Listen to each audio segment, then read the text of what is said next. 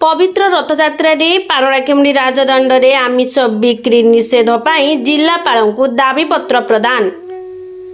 गजपति जिलार सदर महकुमा पारଳାଖେମୁଣ୍ଡି ठारे चलित मास 7 तारिख दिन रथयात्रा अनुष्ठित हेउछि।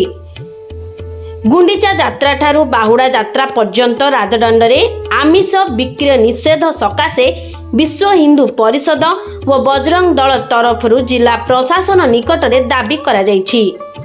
विश्व हिंदू परिषदर नगर सभापति कैलाश चंद्र पट्टनायक नेतृत्व में एक प्रतिनिधि दल जिलापाल स्मृति रंजन प्रधान को भेटी दाबीपत्र प्रदान करने सह एही विषय रे आलोचना करथिले। पारଳାଖେମୁଣ୍ଡି सहरर राजदांडरे बहु बड़ बड़ होटेल समेत माळ माळ फास्टफुड दुकान रही।